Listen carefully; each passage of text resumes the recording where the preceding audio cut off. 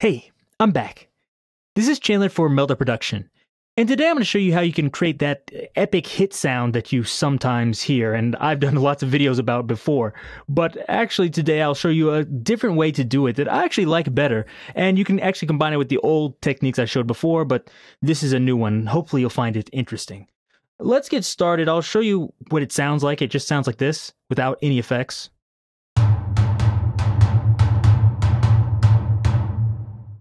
So hopefully that sounds like a huge drum, maybe like a frame drum, a taiko, something like that.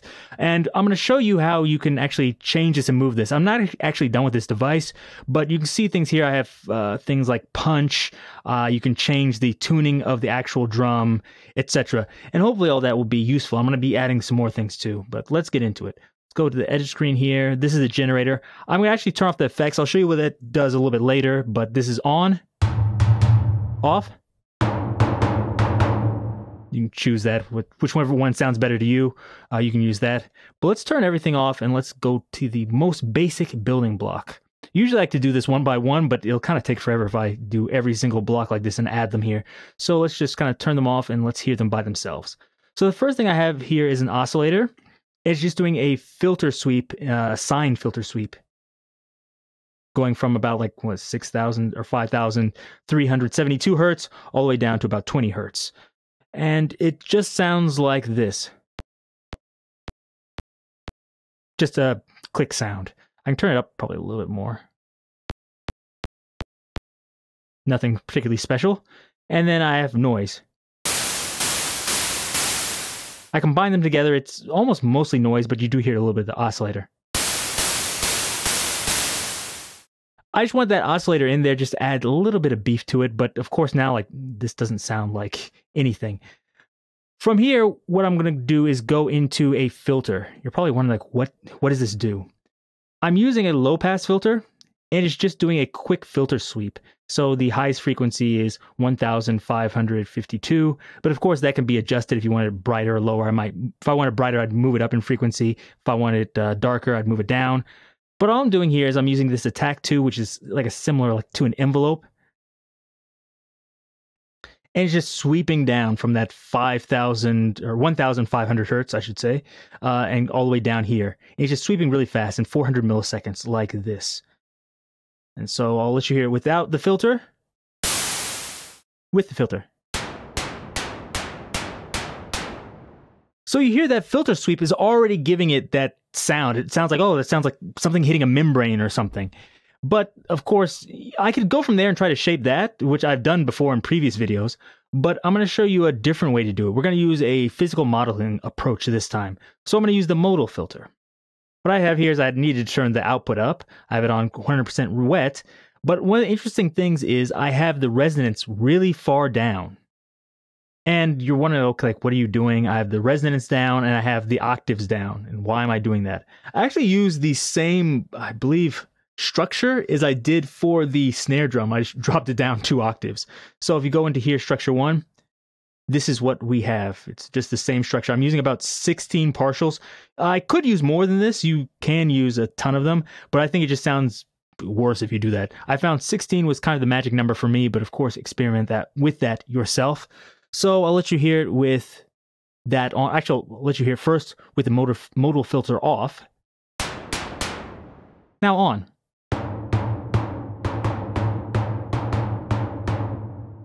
Now I have some controls here, this slap and body. If I move the body up here, it goes to 15% resonance. If I move it down, there's a big difference in the volume, but you can kind of hear that as I move it up here. And actually I might adjust that. It only goes up to 15% here, but I might actually move it up to like around like 20 or so, or 25. That's good for some types of drums. Now, another thing I should mention here is I probably showed this in another video, but if you want more punch, you see here in the semitones, the pitch, I have another attack module. Here it's really short, 15 milliseconds, and it's doing the same thing. It's just doing a pitch drop from, what was it, maybe an octave up and dropping down really quickly. And I have that on here connected to this punch multi-parameter. Here it is all the way off with no pitch drop. Here it is all the way up. Cool. And of course, you can adjust the semitones here by the pitch. I have this all the way hooked up. So now it's on A. I can move it down to whatever pitch I want.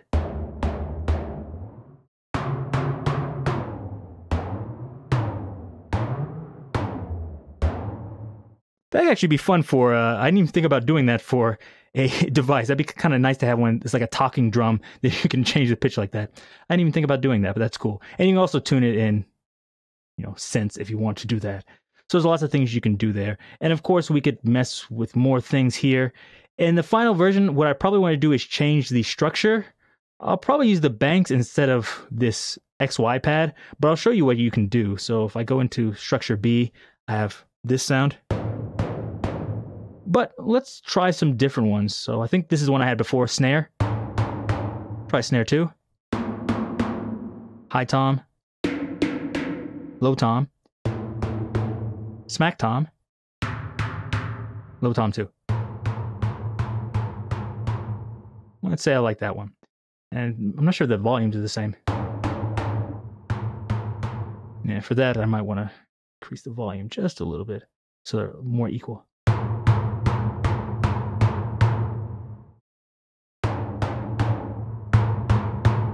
Now for maximum versatility, I want lots of different structures here. And you can get these just by going in here, click Analyze Sample, and find any drum sample. You'd actually be surprised that it's not always like tom samples or kick drum samples. Sometimes weird things can give you interesting sounds. So try those out yourself and see if you can get something good. And of course, mess with the octaves here. So here it is at -2 octaves. And make sure you're using this on constant. I could use it on normal. If you really want to do that, you can. It's kind of fun sometimes. Move it up an octave. But I prefer it on constant, so any key you hit will make the same sound. Different octaves.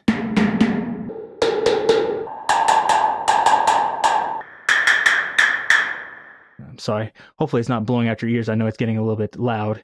So you have to kind of watch that as you change the octaves. But that's something that can give you a lot of different sounds that you may not have tried if you didn't mess with the octaves. So there's that. And I think one of the last things here, let me turn this, actually turn the structure down just a little bit, like 2. We're going to go into the saturator. What this is going to do is this is really going to give you more of that smack. If I look in here, it's not doing anything particularly strange. It's just on soft 4. Input and output are the same. I'm not really doing much, but I'll let you hear it on and off. So this is off, on. It just gives it more smack and it makes it seem louder without turning the volume up too much. Now you're wondering, why do I use the saturator in the generator section instead of the FX section? And that's just because I don't want the tails running into each other and causing a mess, which can happen in the FX section because that's just general effects. Whereas in the generator section, these are actually per voice. So they the distortion won't run into the other one. So that's kind of nice. That's something you might want to try if you're thinking like, I'm distorting something, but I don't want the distortion to clash like it would like in a guitar amp or something like that. You can use this in the generator section. So that's the only reason I'm putting it there. And so for me, I think this is sounding pretty good. Turn it down a little bit, but besides that, it's good. The last thing that I want to show you for this video, I'll show you more stuff in the next one, but in this one, I'll show you how to use the effects and what I did. If I turn this on, you'll hear it sounds different. Really bassy. This is fairly simple. All I did was go to M cabinet. If I heard like a impact sound that I thought was good and I had like a wave file of it, all I did was use, was it freeform frequency EQ, freeform EQ. I'm getting confused. In freeform EQ, I used that and I made some profiles of that. And so I have a few here. So this is one.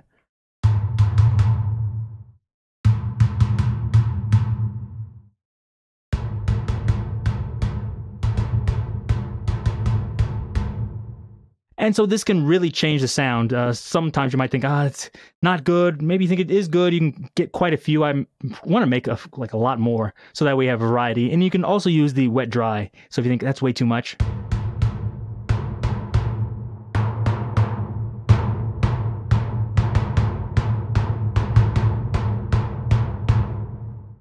So now you have a nice sound that you can blend in, and you can just make it your own. I use this resonance here. Sometimes I think this sounds better. It really depends upon you.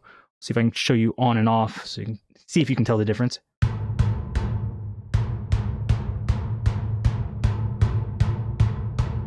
It's subtle. You can use that if you want to. But I think overall, this is the basic sound. One more thing is if you want this to be velocity sensitive, it's very easy. Just right after the modal filter, but before the saturator, I would take a filter. I'll use filter basic just because that is the one that uses the least amount of CPU. And I'll use this low pass here. I'll bring the resonance down to around 30. I'll change this to constant. You can leave this at 440 or maybe move it up. Just listen to it here. Whatever you think is the most muted a drum would be if you hit it lightly. So maybe I think here. And all I'm going to do is go into here, the frequency, choose velocity, had another one I was using, and all I'm going to do is just move this up till it hits about 20,000, the end of the frequency spectrum, like here. Now just hit it, and the lighter I hit it, more muffled, and as I hit it harder,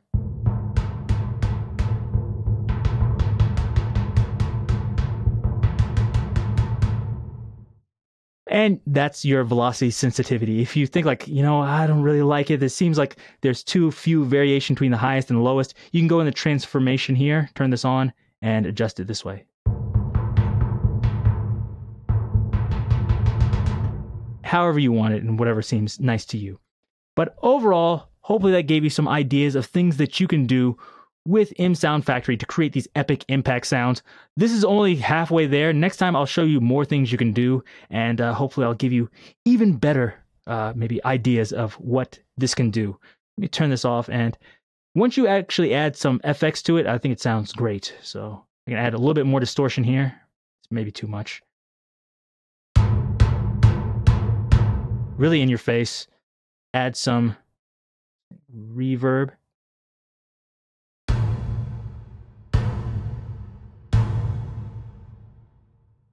There you go.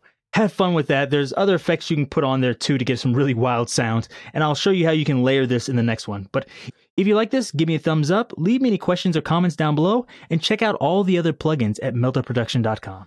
Till next time, see you.